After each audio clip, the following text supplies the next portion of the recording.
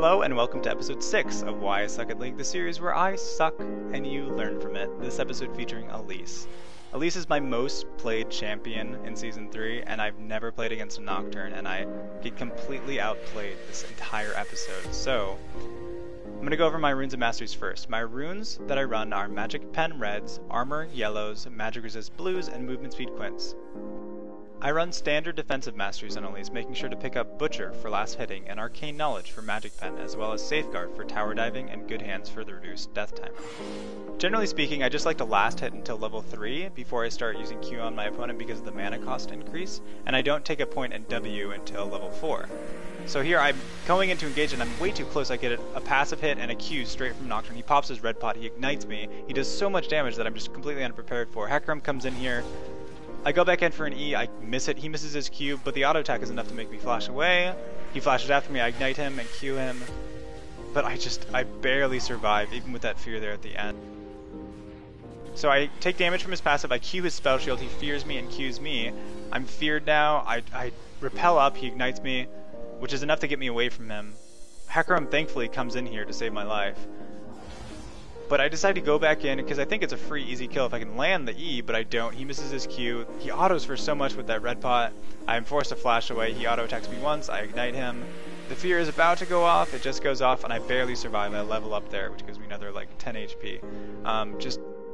Barely survive. But here I want to show you, Hecarim decided that we wanted to push this lane once he died, but we're only level 3. Our pushing power is not that good, so we're splitting this EXP.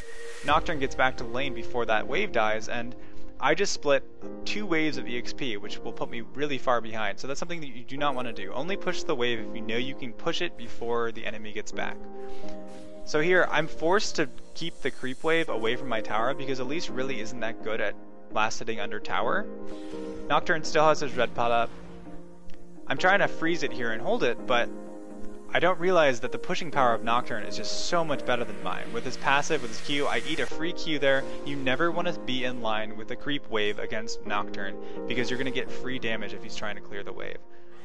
I'm less than 50% HP, he still has a red pot, and I should be anticipating a dive here, and that's what he does. But I don't. I think I can just farm. I'm Elise, right?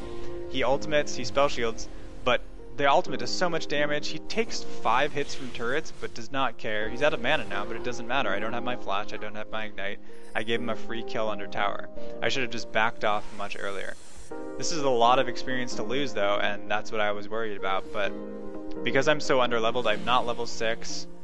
If I had positioned myself better, more back towards my own lane, I could have repelled up and gone to his creeps. He would have been out of position once he used his ultimate, so... But I misplayed it completely because I just was not anticipating the Nocturne damage. I've never laned against a Nocturne before. So here he has double buff. We had a pretty unsuccessful gank from Hecarim before. He fears me. My Q and my W get neglected by his spell shield, which I guess is something that Nocturne can do. And in a matchup where you don't really know what's going on, you don't really know the matchup, you can afford to play aggressively because stuff like this happens. He comes in, he Qs.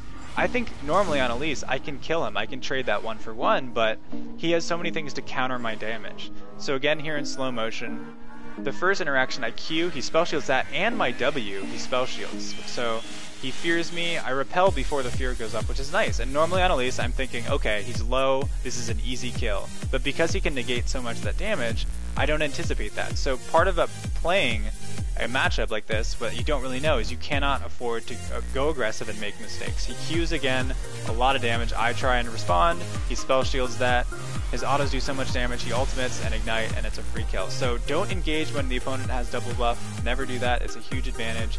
And if you're playing a matchup that you're not familiar with, try to play passively and only go for the advantages that you know you can take. Only go for the kill when you know you can kill.